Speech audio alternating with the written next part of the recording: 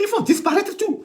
Et ce qui est encore plus grave, ces malgaches-là, ils gèrent l'entreprise de façon tellement opaque qu'ils ne laissent aucun document dans les archives. Ni document physique, ni document numérique. Je viens de vous dire que ce document-là, c'est le plan général du Togo que les administrateurs français ont laissé en 1947. C'est le plan général de la gestion du Togo en 1947. En 1947, ils ont laissé tout ça dans les archives. Ça veut dire que vous pouvez trouver les documents et avoir des précisions sur comment les choses ont été dépensées. Dans ce document, vous voyez, vous allez retrouver comment les salaires ont été payés, les policiers, combien ils gagnaient au Togo, les commissaires à l'époque, les juges, les tribunaux, tout ça. Vous allez trouver ça. En 2024, les malgaches qui ont acheté, je ne sais pas s'ils l'ont acheté, si on leur a donné, Togocom, ils refusent de laisser des documents dans les archives. Comment est-ce qu'on peut retrouver demain la traçabilité de la manière dont ils ont géré la société? Ils ont déjà revendu la fibre optique du Togo. Ils ont vendu une partie de la fibre optique du Togo à des pays où ils se font de l'argent derrière le Togo. Parce que le Togo a investi des milliards pour faire venir la fibre optique. Et c'était l'argent du Togocom. Donc, dès qu'ils ont eu la fibre optique, ils utilisent la fibre optique pour se faire des milliards ailleurs.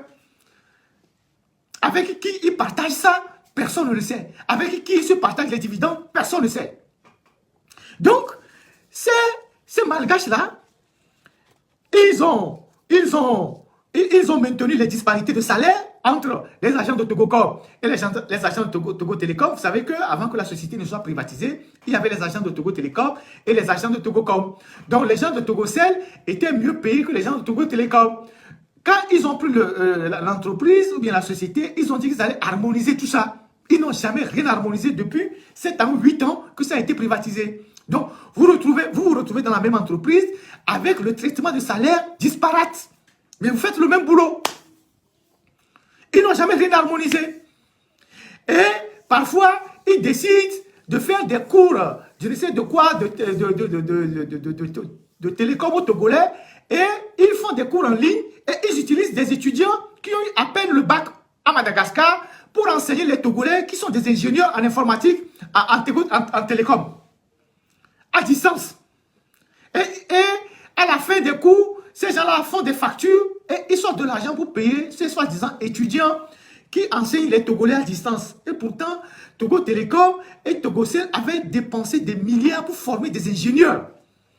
Quand on a privatisé Togocom, il y a plusieurs ingénieurs qui ont quitté le Togo, qui ont dit qu'ils ne vont pas continuer. Certains ont été recrutés aux États-Unis, d'autres ont été recrutés en France. Comme Orange, les grands groupes de télécommunications ont recruté ces gens-là. Parce que c'est des gens qui ont été bien formés et on a utilisé des centaines de millions pour former ces gens-là. Dès qu'on a privatisé l'entreprise, les gens ont dit, nous on ne peut pas travailler dans ces conditions, ces gens sont partis. Et donc c'est l'État togolais qui a perdu. C'est le gouvernement togolais qui a perdu. Puisqu'on a formé des gens qui sont aujourd'hui au service d'autres sociétés ailleurs. Donc, maintenant, le traitement à Togocom est disparate selon que vous soyez de Togo Télécom ou de Togocel. Mais plus grave, c'est l'AMU. C'est l'AMU, c'est l'assurance maladie. Avant la privatisation, comme ça a été décidé, comme dans toutes les sociétés qui sont publiques et qui sont parapubliques avaient leur propre assurance. Les sociétés privées ou les sociétés parapubliques avaient leur propre assurance. Certains étaient assurés ailleurs, d'autres étaient assurés, tout ça. Et donc, leurs employés se soignaient dans les cliniques. Et dans le cas d'espèce, Togocom et Togocel avaient une assurance dans un groupe d'assureurs qu'on appelle OLEA, à 80% pris en charge par la société et 20% par l'employé. Mais, quand ils ont introduit leurs histoires de AMU, la société, les malgaches ont rompu les contrats d'assurance qu'ils avaient avec l'assureur privé pour s'aligner sur l'assurance de AMU.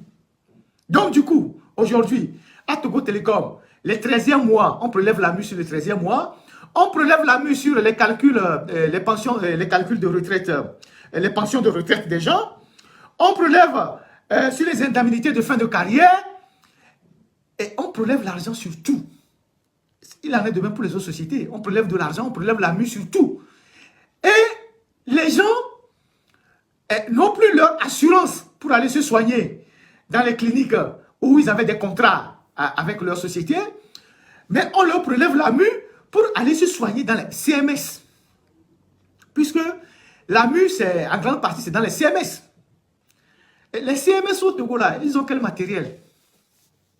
Comment vous pouvez quitter une assurance d'une société qui a fait l'assurance avec des grandes cliniques où il y a des plateaux techniques élevés, des plateaux techniques conséquents, et du jour au lendemain, on vous prélève l'argent, mais vous devez aller vous soigner dans un CMS. Les CMS, là, il n'y a que les alcools et les produits génériques. Hein. Et quand ça ne va pas dans les CMS, maintenant, c'est là où vous allez à Dr Lafia ou bien Saint-Péléguin. Et à Saint-Péléguin, il faut déposer de l'argent garanti avant qu'on vous soigne. Donc, voilà ce qui se passe. Donc, l'AMU est devenu un système d'escroquerie, d'arnaque qui permet à ceux qui l'ont inventé, donc ceux qui l'utilisent aujourd'hui, le gouvernement et leurs amis qui sont derrière, de racketter les populations, de faire les poches aux fonctionnaires. Voilà ce qui se passe avec l'AMU. Donc, on oblige des gens à qui on prélève suffisamment d'argent sur leur salaire, sur leur pension, d'aller se soigner dans les CMS. Où il n'y a que les paracétamol, les produits génériques et parfois même pas d'alcool. Et ce Togo-là, les gens estiment que ça évolue. Les gens estiment que ce Togo-là évolue. Et derrière l'AMU, il y a qui? Il y a Fonya Singbe, il y a Ingrid Awade, il y a tout leur réseau. C'est ça. C'est ça. Parce qu'au départ, quand ils ont dit, on lance l'assurance universelle, l'AMU, personne n'a compris pourquoi il y avait déjà l'INAM et on avait dissocié l'AMU de l'INAM. Parce qu'on ne voulait pas confier tout ça à une seule personne. Parce qu'au départ, les réseaux au sein du pouvoir qui ont des réseaux de lobbying et de pression qui agissent dans l'ombre au sein du pouvoir et qui ont souvent des colorations ethniques et népotistes, ne voulaient pas que l'AMU soit gérée par la dame qui gérait l'INAM depuis longtemps. Donc, ils ont fait quoi? Ils ont dit, on va dissocier l'AMU de l'INAM. On va dissocier l'AMU de l'INAM. Parce que, voilà, donc, on a confié donc l'AMU à ce réseau-là. Et c'est ce réseau-là qui vient maintenant de prendre le contrôle de l'INAM. Si vous lisez l'actualité, vous comprenez ce que je viens de dire. C'est ce réseau-là qui contrôlait, à qui on a créé exclusivement l'AMU, qui prend maintenant le contrôle de l'INAM. C'est ça la réalité. C'est comme ça que le Togo est géré. Un pays qui est géré sur des bases de l'ethnocentrisme, du tribalisme, du népotisme, où à chaque fois qu'on doit prendre une décision, on doit nommer quelqu'un, on doit faire évoluer un projet, l'ethnie, la religion, ou je ne sais quoi, où doit passer avant, ce pays ne peut jamais évoluer. Et donc, l'AMU est devenu aujourd'hui un monstre. Est devenu un monstre qui est en train de faire les poches aux travailleurs. Parce qu'il n'y a aucune raison à ce que dans un pays, on ait deux assurances. On aurait pu greffer, on aurait pu, dans la continuité de l'INAM, continuer avec l'AMU et puis laisser les gens qui sont dans l'assurance privée continuer par leur truc d'assurance privée. Mais, comme on a construit un hôpital privé, on a pris de l'argent un peu partout, on veut renflouer les caisses. Il faut faire les poches aux travailleurs. Il faut faire les poches aux populations. Aujourd'hui, vous allez à Dr Lafia, ou je ne sais pas comment vous l'appelez, il faut déposer une garantie pour vous faire soigner. Encore faut-il se poser la question sur la compétence des médecins qui interviennent là-bas. On a amené tous les médecins militaires là-bas. Même ceux qui n'ont pas encore achevé leur formation, ils sont tous là-bas.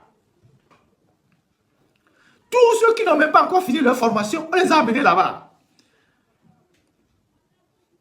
Parce qu'on veut des gens sur lesquels on a le contrôle.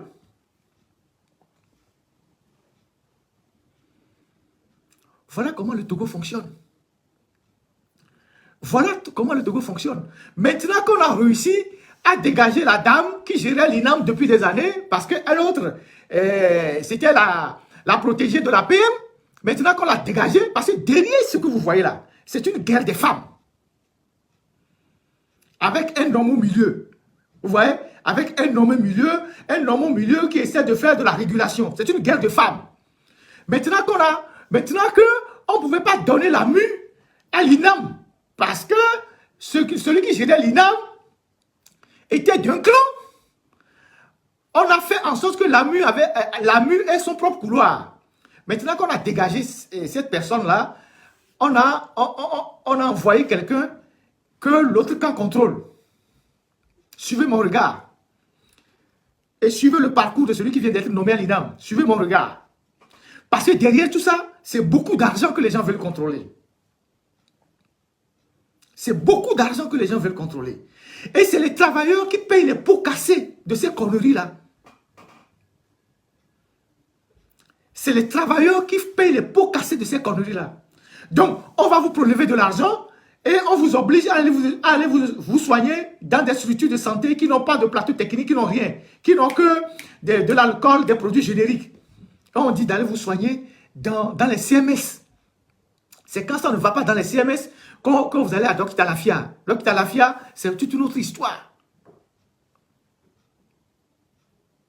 Comment est-ce qu'on peut prendre de l'argent de la Caisse nationale de sécurité sociale, l'argent des travailleurs, pour aller créer un hôpital qu'on gère sous le registre d'une institution privée?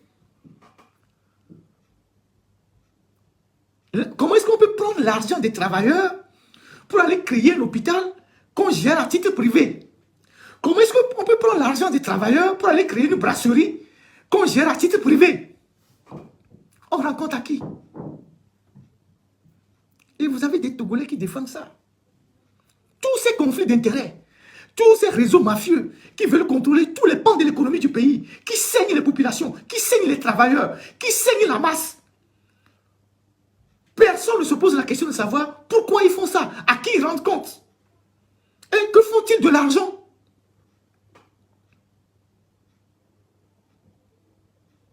Que font-ils de l'argent? Alors, pour que les journalistes dans le pays ne parlent pas, mais on signe des contrats avec eux. C'est vrai que la presse a des difficultés, les journalistes traversent des moments difficiles, il n'y a pas, les journaux ne se vendent plus, c'est difficile. Mais le meilleur moyen de lier les journalistes, c'est de signer les contrats avec eux. Vous allez voir que Togocel fait des conneries dans le pays, des bêtises dans le pays, mais il n'y a pas de journalistes pour défendre. Parce que la plupart des journalistes ont des contrats avec Togocom. Et dans les contrats, vous ne pouvez pas avoir un contrat de publicité avec quelqu'un et dénoncer la personne. C'est pareil pour la PIA. C'est pareil pour tout ce que vous avez comme les sociétés qui sont là. Et donc, c'est le consommateur, c'est la population qui est lésée. Donc, les contre-pouvoirs n'existent plus pour dénoncer ces gestions calamiteuses, ces conflits d'intérêts, ces gestions bizarroïdes. Les médias sont liés. Ce n'est pas la responsabilité des médias, parce que les médias aussi doivent survivre. Les gens se battent pour survivre. Donc, vous avez Togocom qui est là, qui fait souffrir les Togolais, mais vous n'avez pas de journalistes pour les dénoncer.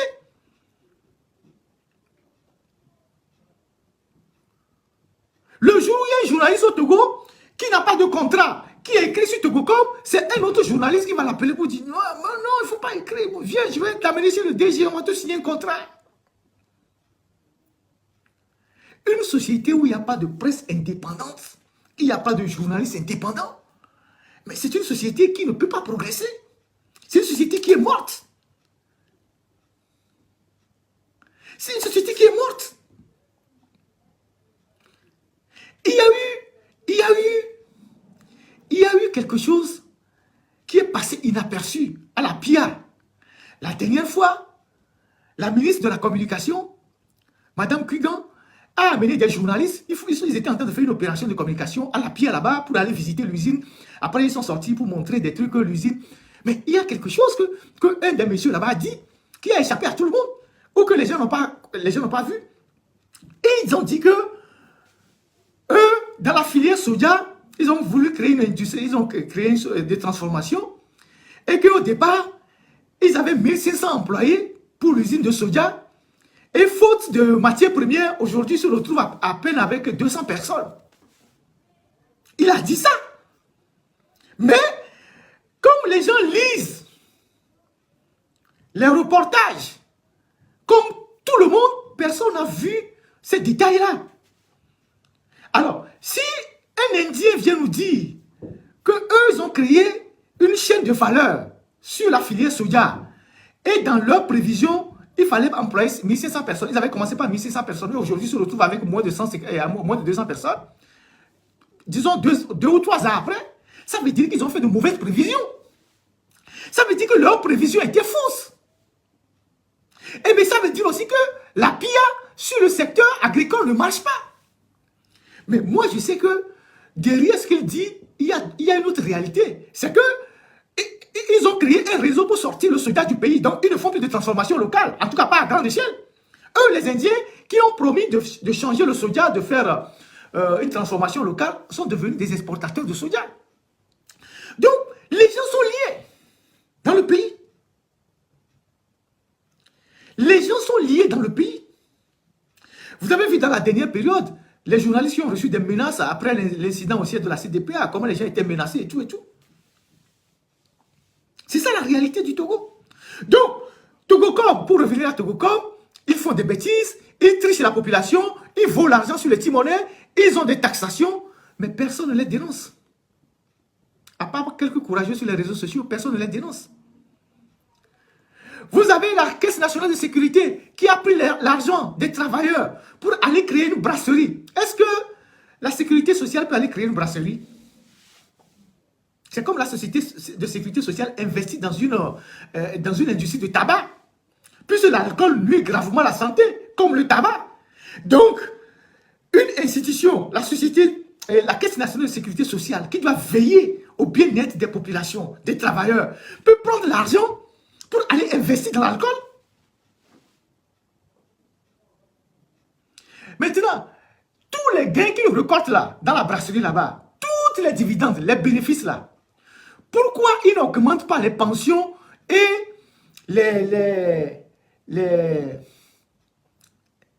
pourquoi ils n'améliorent pas les conditions des retraités et surtout l'argent qu'on accorde aux enfants là, comment ils appellent ça?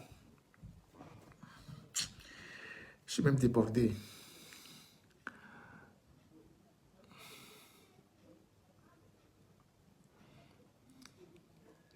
Les 2000 francs qu'on donne par enfant là, quelle est l'expression qu'on utilise pour qualifier ça?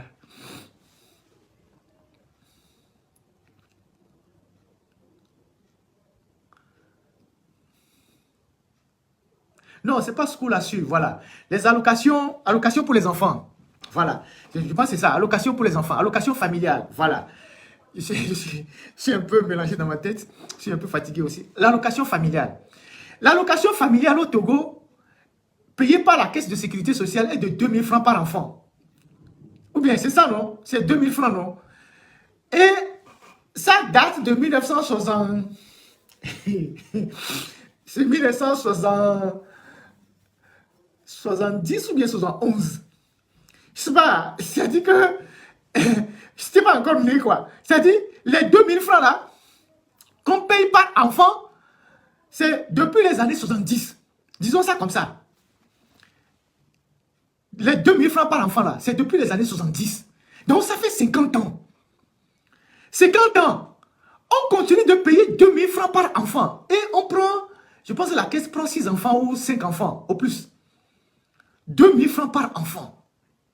Ça fait plus de 50 ans. Mais vous prenez l'argent de la Caisse nationale de sécurité pour aller faire des milliards dans la brasserie. Pour aller faire des milliards dans un hôpital privé. Pourquoi vous n'augmentez pas l'allocation des enfants? L'allocation familiale. Au moins si vous donnez 5 000 francs par enfant. Si vous donnez au moins 5 000 francs par enfant. 5 000 francs même, c'est le minimum que je dis ça. Si vous donnez 5 000 francs par enfant. Et on sait que nos frères militaires sont ceux qui ont beaucoup d'enfants. Nos frères militaires, bon, eux, ils tirent toujours dans tous les sens. Ils tirent les fusils, ils tirent aussi d'autres choses. Donc, eux, ils ont beaucoup d'enfants. Excusez-moi si je parle comme ça, c'est avec un peu d'humour. Nos frères militaires, ils ont beaucoup d'enfants. Si un militaire a 6 enfants, et vous lui donnez au moins 5 000 francs par enfant, au moins, il sort à la fin du mois avec 30 000 francs. Plus son salaire. Il va vivre. On peut acheter des fournitures à l'enfant. On va acheter des chaussures à l'enfant. Les habits à l'enfant. Est-ce que vous, les barons, vous donnez 5 000 francs par jour à vos enfants? Vous donnez 5 000 francs par mois à vos enfants? Vous donnez 2 000 francs par jour à vos enfants? Hein? Vous donnez 2 000 francs par jour à vos enfants? J'avais parlé des enfants de Kugan là. Quand ils sortaient, quand Kugan était président de l'Assemblée, quand ils sortent pour faire les courses là, c'est 500 000 francs qu'on leur donne par enfant. Quand j'avais traité le dossier de Kugan là, non pas Kugan, Tchegan, quand ces enfants sortent là, juste pour aller au champion là, on leur donne 500 000 francs par enfant. Quand ils vont, ça finit, le chauffeur revient à la maison, prend encore l'argent. Donc, les Togolais qui travaillent et qui cotisent à la caisse de sécurité sociale et qui ont leur argent là-bas, vous ne pouvez même pas donner 5 000 francs par enfant. 5 000 francs par enfant. Les 2 000 francs ont été institués depuis les années 70. 2 000 francs par enfant depuis les années 70. 2 000 francs par enfant depuis les années 70. 2 000 francs par enfant depuis les années 70. Ça fait 50 ans. Pendant les 50 ans, le coût de la vie a augmenté. On a connu la dévaluation. Le monde est devenu plus dur. Le monde est devenu plus dur. Quand je vous lis ce document-là, en 1947, un commissaire de police était payé à 3 000 francs. Un commissaire de police en 1947. En 1947, un commissaire de police était payé à 3 000 francs.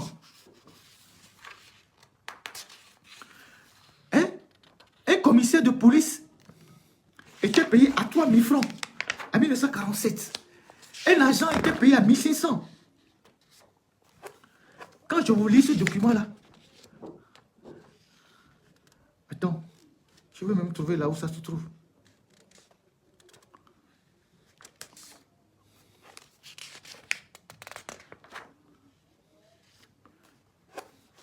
Un commissaire de police. Aujourd'hui, combien gagne un commissaire de police? Alors, pourquoi vous maintenez 2 000 francs qu'on a institué depuis 1970 jusqu'à ce jour? Vous-même, vous mangez 2 000 francs par mois. Vous bouffez 2 000 francs par jour. Vos enfants sont à 2 000 francs par jour. Donc, on ne peut pas accepter des choses comme ça.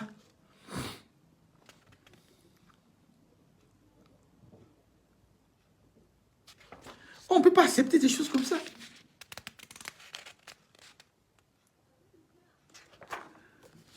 On ne peut pas accepter des choses comme ça. C'est ça le Togo. Et les gens ne veulent pas qu'on en parle. Hein? Les Togolais sont devenus des malheureux dans leur propre pays. Des gens malheureux dans leur propre pays. Hein? Hein? Les gens sont devenus des mendiants. Hein? Des mendiants dans leur propre pays. Des malheureux. Hein? Ceux qui demandent plus d'argent aujourd'hui au Togo, c'est les fonctionnaires. C'est les fonctionnaires qui demandent plus de l'argent aujourd'hui au Togo. La dernière fois, je vous le disais, vous avez eu toutes les difficultés. Vous avez eu toutes les difficultés à percevoir vos salaires de fin du mois. Il y a eu un léger retard. Le mois passé, il y a eu un léger retard dans la mise à disposition de vos salaires. Les fonctionnaires qui sont ici, là, vous pouvez témoigner, non? On vous a payé par vague. On a payé les militaires, comme toujours, le 25. On a payé les policiers autour du 30. Et les autres, on les a payés à compte-gouttes. C'est parce que le pays commence par avoir des difficultés. C'est parce que le pays commence par avoir des difficultés. C'est ça. Parce que la corruption, la grande partie de l'argent qui passe par les autres circuits, passe par la corruption. Et donc, il n'y a plus d'argent dans les caisses. Sans oublier les dettes colossales que le Togo a engrangées. Donc, il arrivera des moments où vous aurez des difficultés. comment appelle-t-on? Le Congo-Brazzaville. Hein? Denis Sassou Nguesso, qui est l'ami personnel de Faure Gnassingbé, où il va se ressourcer régulièrement. Lisez un peu l'actualité sur la Guinée, le Congo-Brazzaville. Le Congo-Brazzaville a des difficultés financières, malgré que ce soit un grand producteur de pétrole. C'est des pays comme la Guinée équatoriale qui prêtent l'argent au Congo-Brazzaville pour payer les salaires. Il y a des grèves partout.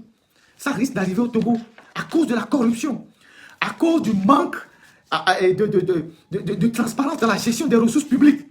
Parce que les prédateurs deviennent de plus en plus nombreux. Les prédateurs autour du prince deviennent de plus en plus nombreux, en commençant par les femmes. En commençant par les femmes. En commençant par les femmes. Hein? Parce que derrière chaque femme, il y a des pelotons de prédateurs. Derrière chaque femme dans le système RPT Unir aujourd'hui, il y a des pelotons de prédateurs, des marmailleurs, des magouilleurs, des gens qui veulent s'enrichir à la vitesse de la lumière. Donc, ce sont les femmes qui leur servent aujourd'hui de porte d'entrée dans le système. Chaque femme a son réseau. Chaque femme a son réseau. Chaque femme a son réseau. Victoire Tomega a ses réseaux, Sina Lawson a ses réseaux, Ingrid Abadi a ses réseaux, Tchega a ses réseaux. Et c'est comme ça, autour de chaque femme, il y a des réseaux qui se sont constitués. C'est des réseaux d'entrepreneurs, de petits marmailleurs, des larbins, des gens qui prennent des marchés. Chaque clan a son réseau. Comment vous pouvez diriger un pays comme ça? Chaque clan a son réseau. Et chaque clan fait le lobbying pour influer sur les décisions. Aujourd'hui, le camp qui tient la dragée haute, c'est le camp d'Ingrid. Elle a réussi à placer un de ses proches au ministère des Finances. Elle a placé un de ses proches à l'INAM. Elle-même, elle contrôle tout un circuit, la brasserie, l'hôpital, les villas et tout ça. Le camp Tomega est en train de chambouler un peu. Le camp de Sina est solide. C'est derrière, il y a chaque camp. Et les camps là ne s'entendent pas, se font des guerres. Chacun essaie d'agir sur le monsieur pour faire passer les décisions. Il y avait le camp de l'ancien ministre de la Défense et l'autre n'a pas fait long feu. Ils l'ont mis dehors. Donc chacun a son camp. Comment un pays qui est gouverné comme ça peut produire des résultats? Il n'y en a pas. Il n'y en a pas. Donc quand vous êtes dans un camp, n'allez pas dans l'autre camp. C'est comme ça que ça fonctionne. Et chaque camp a aussi ses journalistes. Ces bienfaiteurs, ils ont tous leur porte-parole. Sandra Johnson aussi a ses camps.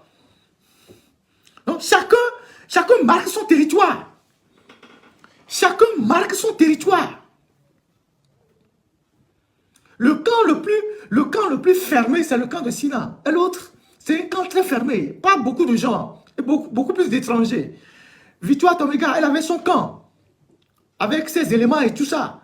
Et Ingrid a son camp. L'ancien ministre de la Défense avait aussi un petit camp. Chacun a son camp. Mais ce sont des camps qui sont incompatibles. Et c'est des réseaux. Vous voyez comment la mafia fonctionne. Donc, dans la mafia, il y a plusieurs réseaux qui fonctionnent. Et qui viennent rendre compte au chef. Comment voulez-vous qu'un pays comme ça puisse avancer? Comment voulez-vous? Parce que à chaque fois qu'on doit faire passer une décision, chaque camp se bat pour faire passer la décision qui l'arrange. Et forcément, ce n'est pas une décision qui va dans l'intérêt du peuple. Ce n'est pas une décision qui va dans l'intérêt de la population. Ce n'est pas une décision qui va dans l'intérêt du bien commun. Chacun essaye de positionner ses pions pour contrôler les ressources financières, les secteurs de décision, les pôles de décision. C'est comme ça que le Togo fonctionne.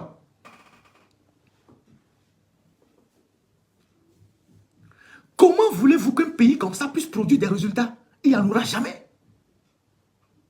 Il n'y en aura jamais. Il n'y en aura jamais. Parce que le ministre des Finances, qui est l'argentier du pays, s'il est d'un camp, il va sevrer les autres camps de moyens pour aller au bout de leur projet. Si le patron, celui qui gère le pays, il a une affection pour un camp, il va torpiller les projets des autres. Ou bien ils vont ralentir les projets que les autres camps ont. C'est ça la réalité. C'est ça la réalité.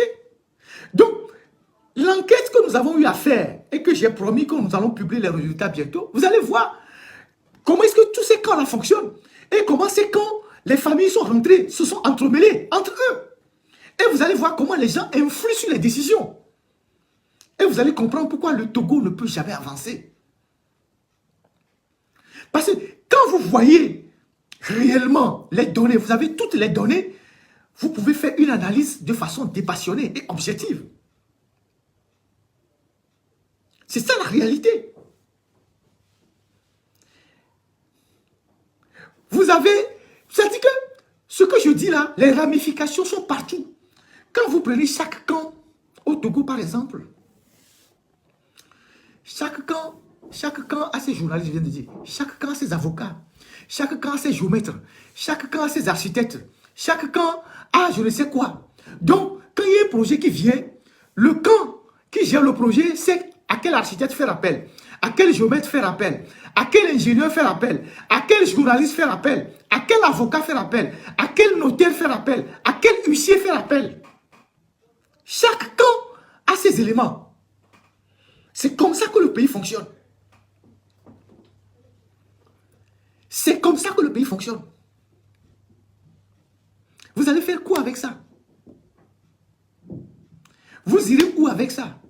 Donc, si parmi tous ces camps qui s'affrontent là, il y a un camp qui tient le ministre des Finances, mais le ministre des Finances, il ne va pas débloquer de l'argent pour le camp dans lequel il n'appartient pas, ou il va faire traîner au maximum. Ou bien il va dire qu'il n'y a pas les moyens, il trouvera des arguments pour dire qu'il n'y a pas d'argent.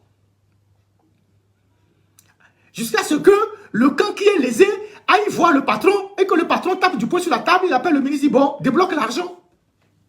Sani Yaya n'a fait que jouer ça tout le temps, il est passé au ministère des Finances. Ayasso, pareil. Comment voulez-vous qu'un pays se développe de façon harmonieuse avec des comportements comme ça, avec des camps comme ça?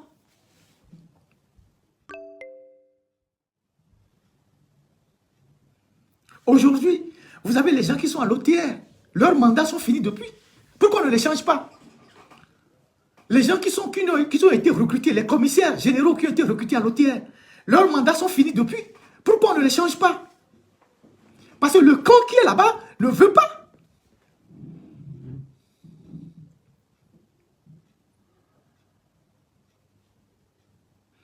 Donc, voilà ce qui se passe dans notre pays. Et il est inquiétant que si cette façon de gouverner le pays continue, même dans 10 ans, dans 20 ans, le Togo sera toujours là où il est. Sinon, on va encore régresser. On va encore régresser. On va encore régresser. Si le pays continue de fonctionner comme ça,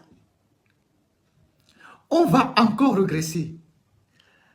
Faure Gnassingbé, lui, tout ce qui l'intéresse, c'est d'être dans le fauteuil présidentiel.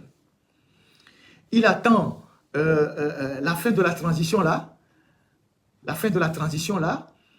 Quand il va devenir président du Conseil d'État, j'espère qu'on va l'appeler Premier ministre avec tous les pouvoirs, il va se débarrasser de tous ces gens-là qui sont autour de lui. Il va faire émerger de nouvelles personnes en conservant quelques anciens justes. Il va faire venir de nouveaux extrémistes, de nouveaux voleurs, de nouveaux mangeurs, de nouveaux buveurs de lait, comme on le dit, pour continuer l'aventure.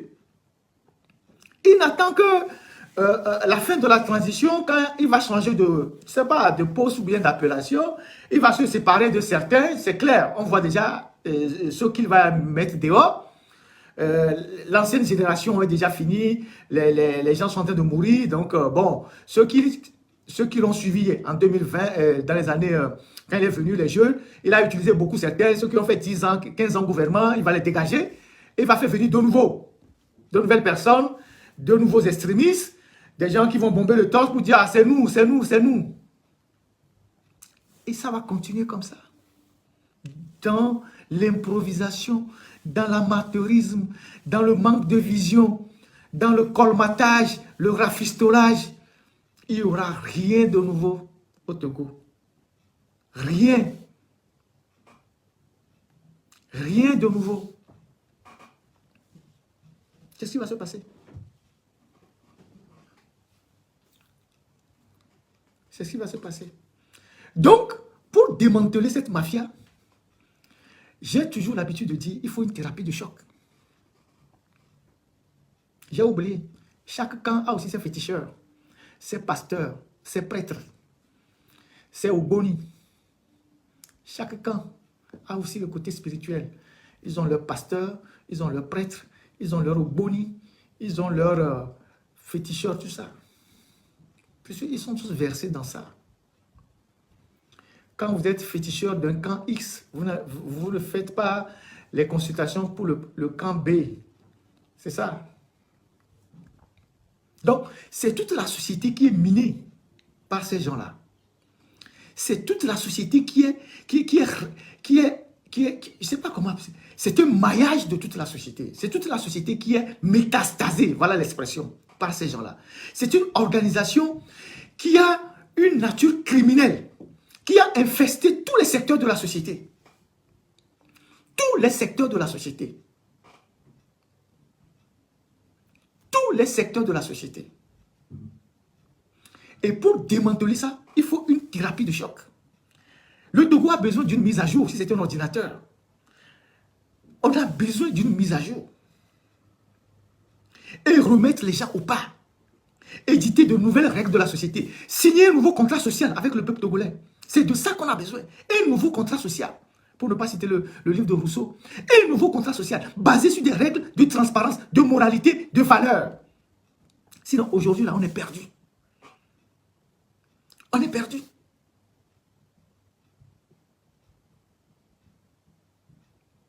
On est perdu.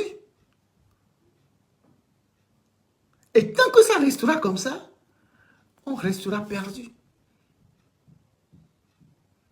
Ils ont aussi leurs activistes sur les réseaux sociaux. Chaque camp aussi son activiste sur les réseaux sociaux. C'est ça.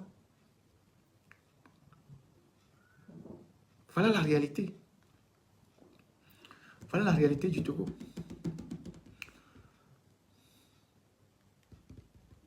Donc, je vais finir le direct d'aujourd'hui en disant aux Togolais,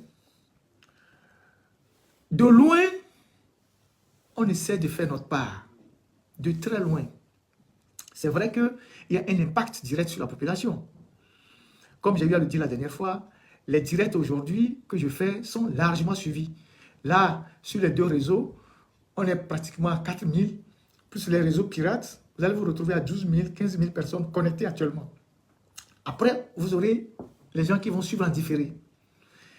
Et c'est une arme qui nous permet de parler directement aux populations, de dire exactement ce qui ne va pas, d'essayer d'aller au secours de nos populations, d'interpeller les dirigeants, d'éveiller les consciences.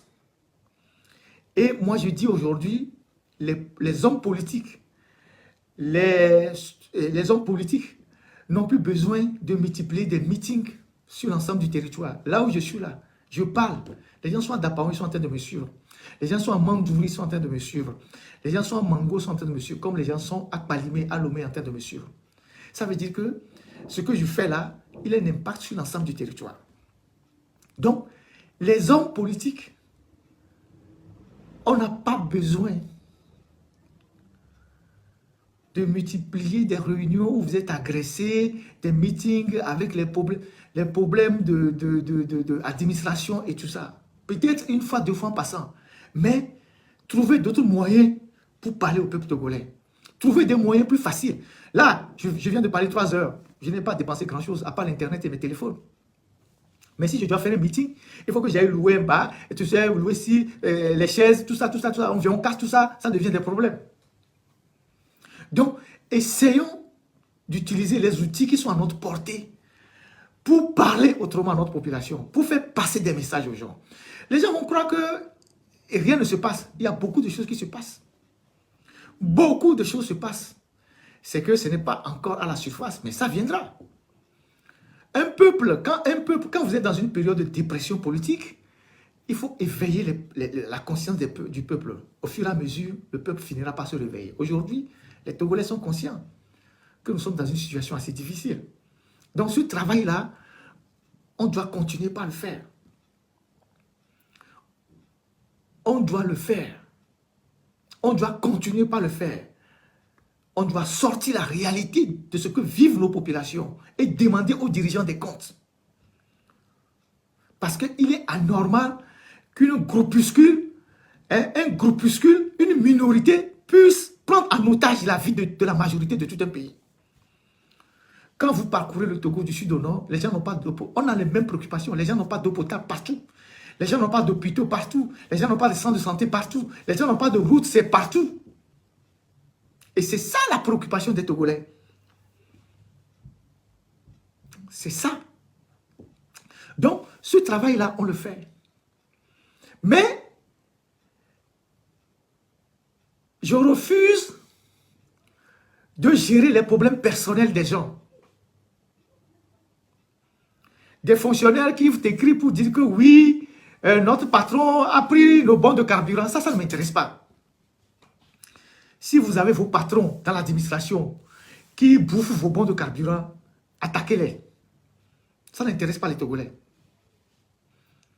Quand il y a un problème de route, ça intéresse tous les Togolais. S'il y a un problème d'hôpital, ça intéresse tous les Togolais. S'il y a un problème de corruption, ça intéresse tous les Togolais. Mais quand vous avez des problèmes avec vos patrons qui prennent vos bons d'essence là, vous avez des syndicats, réglez ça entre vous là-bas. Des gens qui m'interpellent que ouais, dans tel ministère, on nous a fait ça, le ministre a fait ça, tel directeur a fait ça, ça ne me regarde pas. Quand vous allez prendre même les bons d'essence là, vous irez donner ça aux filles. Et vous allez bien vivre. Quand il y aura campagne, vous allez faire campagne pour unir et bourrer les urnes. Donc ça ne nous regarde pas.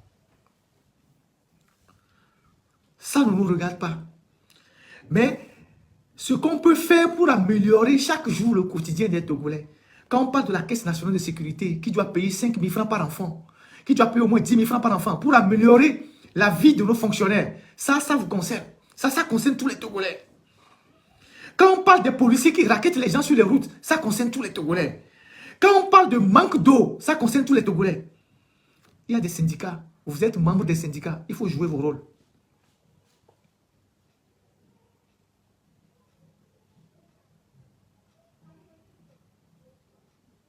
Quand il y a les questions d'inondation, les gens sont actuellement dans l'eau, ça concerne tous les Togolais. Quand il y a les problèmes de délestage, ça concerne tous les Togolais. Maintenant, quand vous travaillez et que vous avez des patrons qui volent vos petits avantages, battez-vous. Vous pouvez faire ça au moins, non? Si vous n'êtes pas capable de revendiquer vos petits droits que vos patrons confisquent, c'est pas... Moi, je ne suis pas fonctionnaire. Moi, je ne vais pas venir faire un combat pour les carburants des fonctionnaires dans l'administration. En quoi ça me regarde? Je ne vais pas venir passer 1 heure de temps, 30 minutes, à parler d'un fonctionnaire dont le ministre arrache les carburants. Ce n'est pas mon travail, ça. Vous pouvez faire ça vous-même à votre niveau. Vous pouvez faire ça vous-même à votre niveau. Si vous n'êtes pas courageux, vous allez mourir. Ça, ce n'est pas mon problème. Donc, nous faisons un travail d'intérêt général pour qu'au moins le Togo change. Pour qu'on retrouve un pays normal, pour que les gens vivent de leur travail, pour que les gens aient des routes pour circuler, pour que les gens aient des hôpitaux pour se soigner, pour que les gens aient quelque chose pour améliorer leur vie quotidienne. Lorsque nous allons mettre sur la place publique cette enquête qu'on a eu à faire sur l'imbrication de la famille Gnassingbé dans toutes les autres familles et comment ils contrôlent le Togo, comme l'a fait le roi Salomon dans la Bible, vous allez voir la réalité de ce qui se passe au Togo. Et vous allez voir les différents clans qui sont au Togo. Des choses que vous ne savez pas. Des choses que vous voyez, mais que vous n'arrivez pas à analyser. Des gens que vous côtoyez, mais vous ne savez pas qu'ils sont liés par des informations. Vous ne savez pas qu'ils sont liés par des alliances de famille.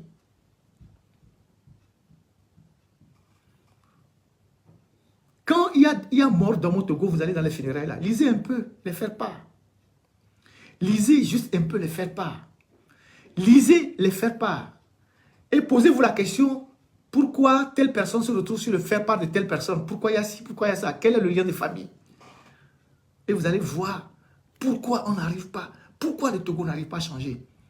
Parce que ces gens, ils sont dans toutes les familles. Et le jour que vous commencez pas à dire, oh, il y a un vieux là, oh, mais là-bas où il y a, bientôt il y a un vieux, hein, oh, mais t'as dit bon, il y a là, hein, oh, il y a un vieux là. C'est ce que les gens vont vous raconter. C'est comme les gens de Palimé, ils sont venus nous dire que Force est leur neveu, ouais, voilà, ils vont le supporter, et tout, et tout, et tout. Les gens d'Agou, pendant 20 ans là, les gens d'Agou là, Force vous a fait quoi là-bas? À part le château que lui-même a construit là, il vous a fait quoi? Il vous a fait quoi? C'est vous qui bombez les torses. Ouais, c'est notre neveu, ouais, le pouvoir, machin, machin, machin. Agou là-bas, il a fait quoi? Il a construit préfecture, il a construit quelque chose, il a fait les routes, il a fait l'électrification, il a construit un marché moderne. Il a fait quoi? Parce que c'est ça qu'on utilise pour ramollir la position des gens. C'est ça qu'on utilise pour ramollir la position des gens. Les gens de Corvier, ah, oui, c'est le petit-fils de notre machin, machin, tout ça là. Autre-moi, il y a quelque chose là-bas. À part ce que l'église catholique a fait là, il y a quelque chose là-bas. Rien.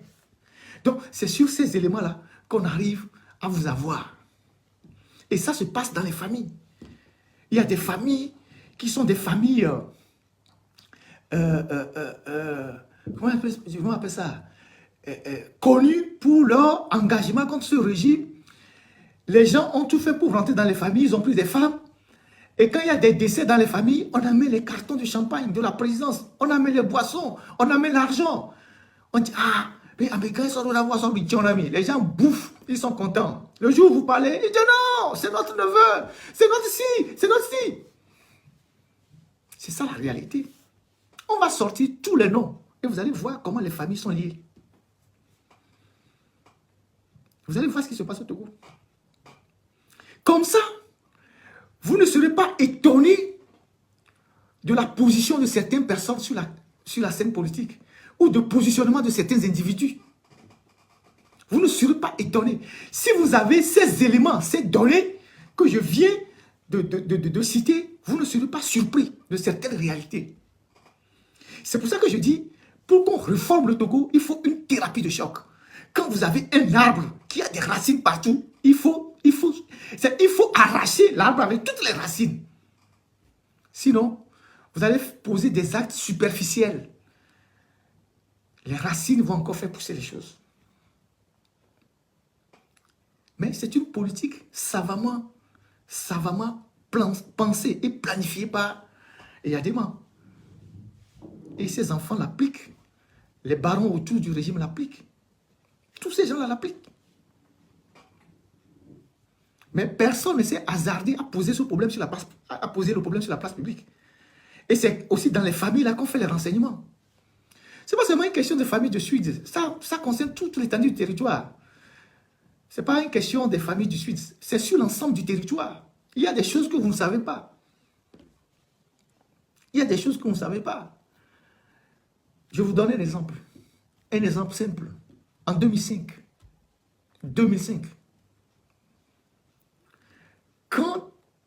quand des officiers, certains officiers, ont dit on ne va pas permettre aux enfants de Yadema de prendre le pouvoir, Yadema est mort, on ne va pas accepter que ces enfants prennent le pouvoir et que les gens se battaient pour que le pouvoir, qu'il n'y ait pas de transmission, on appelle ça transmission du pouvoir de père en fils. Je reprends celui qui parlait du Sud. Quelqu'un comme le général Memen, paix à son âme, il a milité pour que le pouvoir tombe dans les mains de Faure Gnassingbé. Parce que sa fille est la femme du jumeau de Pacha. Il a milité de toutes ses forces pour que le pouvoir rentre dans les mains des enfants de Yadema. Parce que sa fille est la femme de Faure Gnassingbé. Ce sont des éléments d'appréciation qui ont fait basculer le pouvoir au Togo. Je reprends celui qui a parlé du Nord pour dire que c'est sur l'ensemble du territoire. Les alliances là, c'est sur l'ensemble du territoire. C'est des choses comme ça qui ont été des éléments, comme Katanga a dit, un beau-frère ne trahit pas, en 2005. Katanga avait dit à 2 officiers qu'un beau-frère ne trahit pas. Il est où aujourd'hui? Ce sont des éléments qui ont agi dans la transmission du pouvoir. C'est ça la réalité. Donc, vous retrouvez ça dans plusieurs familles. Dans plusieurs familles. Et quand ça va être publié, vous allez voir. Vous allez voir. Vous allez voir. Donc, voilà ce que je voulais partager avec vous aujourd'hui.